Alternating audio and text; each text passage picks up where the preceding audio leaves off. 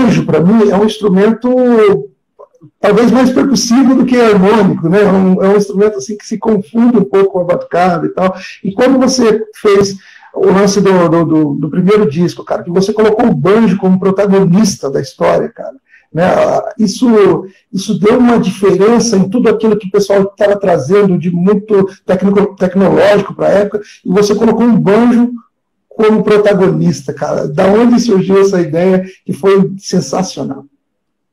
Pô, a primeira coisa eu pensei assim, cara, tem dois caras que eu não posso concorrer com eles, né? Não dá para concorrer, que é o Almir Neto. Não dá para concorrer porque o banjo já existia no samba, na verdade, mas o Almir que popularizou isso, que introduziu a afinação do banjo e cavaquinho, né? Não tem como concorrer com o Almir e nem com o Arlindo, né?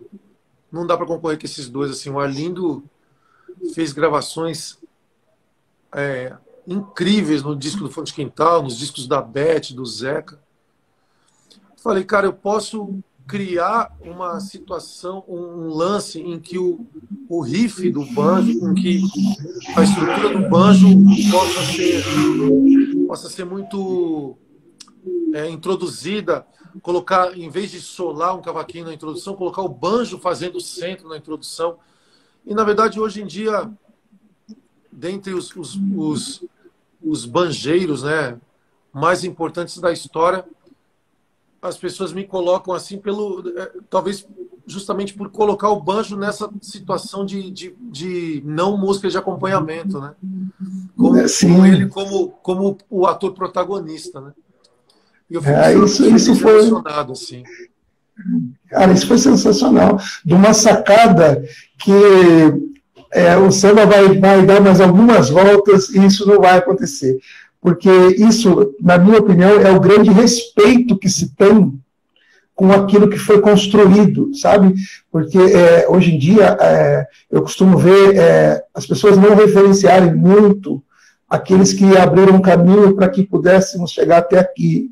Então, quando você veio com essa inovação toda, porque foi transformador tudo que vocês fizeram, o lance de arranjos, a estrutura de shows que vocês conseguiram colocar na estrada, com uma visibilidade diferente para o segmento, sem desrespeitar essa velha guarda, vamos dizer assim. Isso nos dias de hoje não se vê tanto, né? E como que você vê essa realidade de lá e daqui? Eu acho que lá foi uma época muito especial, que não vai acontecer de novo, porque eram muitas cabeças pensantes, muitos artistas importantes que nasceram na mesma época, né?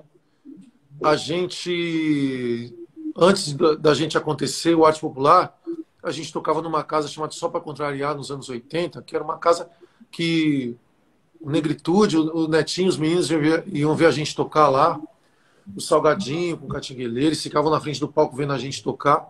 Não com a maneira de querer aprender com a gente, mas assim, ali a gente tinha a gente sabia que viria uma geração muito importante do samba e que seria inovadora e que poderia colocar o samba no lugar onde ele nunca esteve. E aí você pensar assim, surgiram caras tão importantes, cada um de um jeito diferente, né? E é difícil você imaginar 10, 15 caras super especiais ao mesmo tempo, né? Só de vez em quando que isso acontece, né? Hoje, na verdade, existem pessoas especiais, mas 10, 15 caras como nos anos 90, eu acho que não tem. E isso que fez com que o movimento se tornasse tão grandioso, né? E é difícil a gente reproduzir isso de novo, né?